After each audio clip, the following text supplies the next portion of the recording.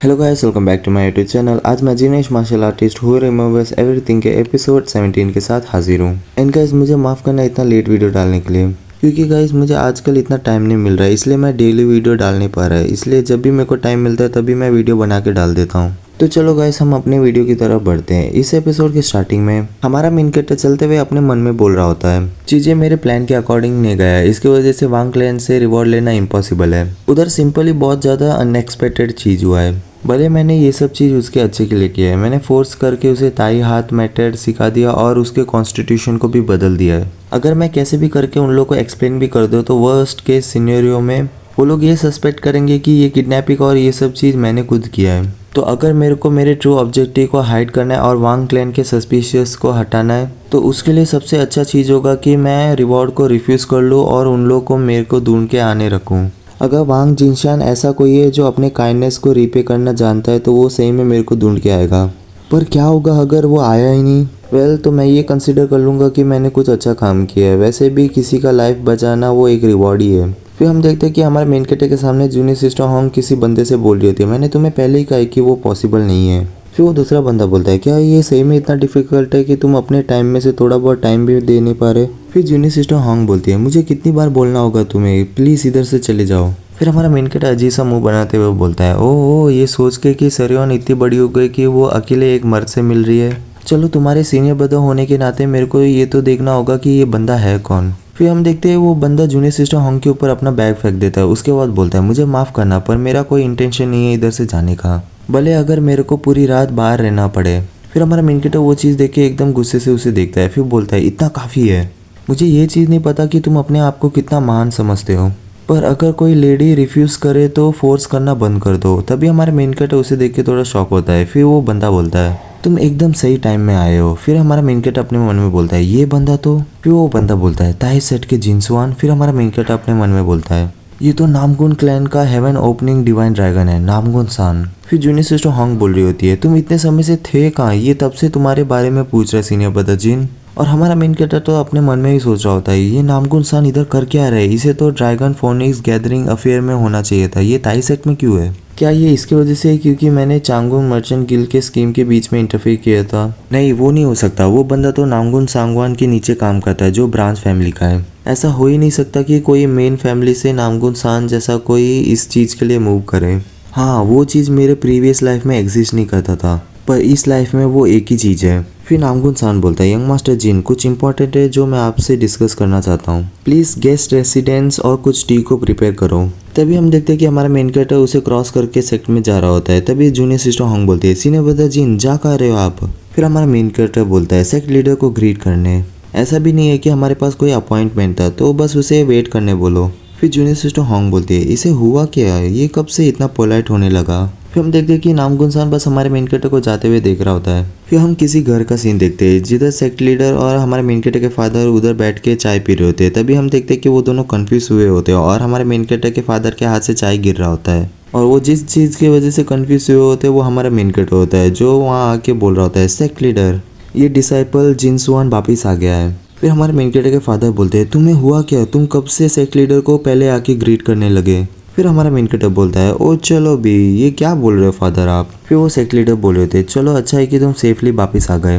फिर हमारा main character बोलता है, ऐसे कुछ चीज़ें हैं जो मैं आपके साथ डिस्कस करना चाहता हूँ सेक्ट लीडर, तो मैं अभी के लिए बैठ जाता हूँ। फिर हमारा मेन कैरेक्टर के फादर चिल्लाते हुए बोल रहे होते, तू बदमाश बच्चे, तेरी हिम्मत कैसी हुई? फिर सेक्ट लीडर बोल रहे होते, ये चले गए एक्सटर्नल हॉल लीडर, उसे बैठने दो, बहुत समय हो गया जब से मैंने सुओन के साथ बैठ के चाय पिया है। फिर हमारा मेन कैरेक्टर उन लोगों को सब कुछ बता देता है। उसके बाद सेक्ट लीडर बोल रहे थे, तो तुम कह रहे हो कि तुमने एक बच्चे को जिसे किडनैप किया गया है उसे रेस्क्यू किया है? फिर हमारा मेन कैरेक्टर बोलता है, हाँ, पर उसे रेस्क्यू करने टाइम मैंने ये डिस्कवर किया कि वो सीरियस हेल्थ कंडीशन में है, तो मेरे पास कोई चॉइस नहीं था पर उसे ताई हाथ मेथड को सिखाने के अलावा। इसलिए मैं माफ़ी मांगना चाहता हूँ, अपने सेक्ट के कल्टीवेशन मेथड को किसी आउटसाइडर को सिखाना, वो भी कोई परमिशन के बिना। फिर हमारा मेन कैरेक्टर अपने मन में बोलता है, चलो अच्छा होगा कि मैं अभी ये सब चीज़ एक्सप्लेन कर दूँ, तो बाद में चीज़ें बहुत ज़्यादा कॉम्प्लिकेटेड नहीं होगा अगर वांग जिनसुआन मेरे को ढूंढ के आया तो। फिर सेक्ट लीडर बोलते हैं, ये चलेगा, मार्शल आर्ट एग्जिस्ट करता है लोगों को बेनिफिट करने के लिए। अगर हमारे बेसिक मार्शल आर्ट्स ने किसी के लाइफ को सेव किया है तो ये सिंपली वो चीज़ है जो तुम्हें करना चाहिए था।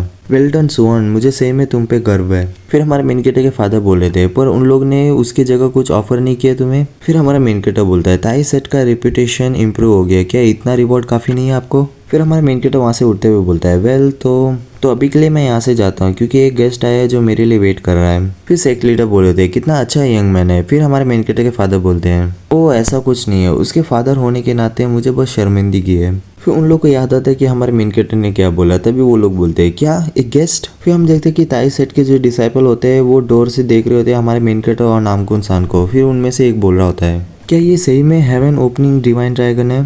फिर दूसरा डिसाइपल बोलता है ग्रेट हीरो नामकुन सान सही में बहुत कूल है। फिर उनमें से एक और डिसाइपल बोलता है मैं ये विश करता हूँ कि मैं भी नामकुन क्लैन जैसे कोई क्लैन में पैदा होता।